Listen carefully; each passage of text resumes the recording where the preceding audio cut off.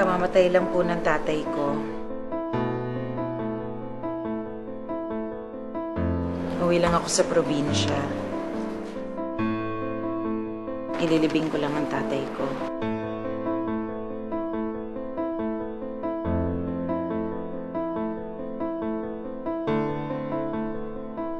Kahapon ka pa hinihintay ng tatay mo. Pangalan mo ang lagi niyang tinatawag. Nung nakaratay siya. Gusto niyang humingi ng tawad sa'yo bago siya malagutan ng hininga. Diyos ko, Laura. Laura. Nung umalis ako dito, Arnel, parang posporo yung bahay natin. 6 na taon akong nawala. 6 na taon. Paano ako hindi manunumbat? Wala man lang nadagdag kung hindi isang malamig na bangkay.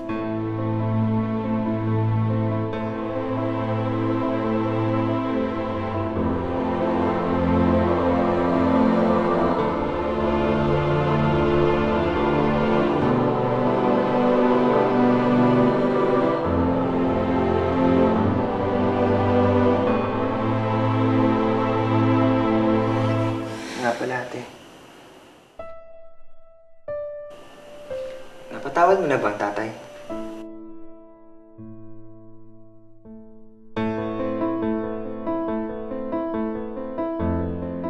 Minsan lang ako humingi ng pabor sa'yo, hindi mo pa magawa na maayos?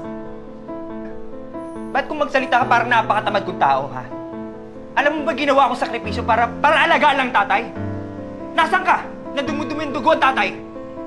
Sa tingin mo, sinong mas walang kwentang anak sa ating dalawa? Sige, pangalanda ka mo pa na disgrasyada ako. Sige, sabihin mo, ilakas mo pa, sabihin mo sa kanila lahat. Ipaalala mo pa sa akin kung gaano kahirap yung pagtabuyang ka. Palayasin ka, kahiya ka. Paano ako kinahiya ng tatay nung buntis ako? Heidi, oh. May butterfly, oh. Alam mo ba, anak? Maswerte daw pag may butterfly. Kasi yung butterfly, lilipad yun sa iba-ibang lugar. Sa malayong magagandang lugar. Nawawala po yung anak ko. Nawawala ang anak ninyo.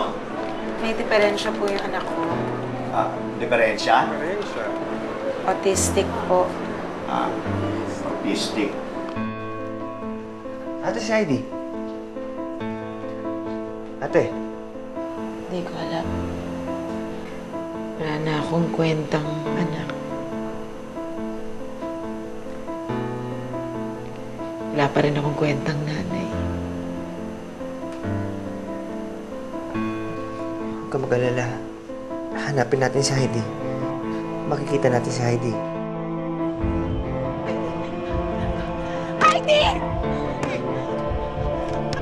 Alam ko na nasa mabuting kalagayan ng anak ko. Nakukuha naman lahat sa dasal, ma'am eh.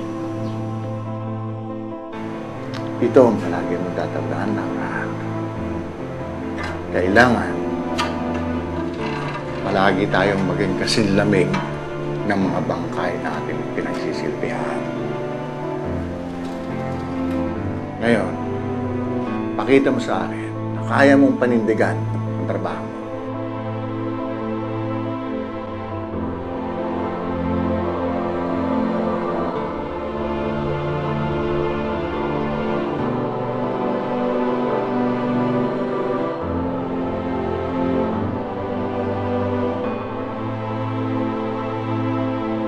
Last viewing na po.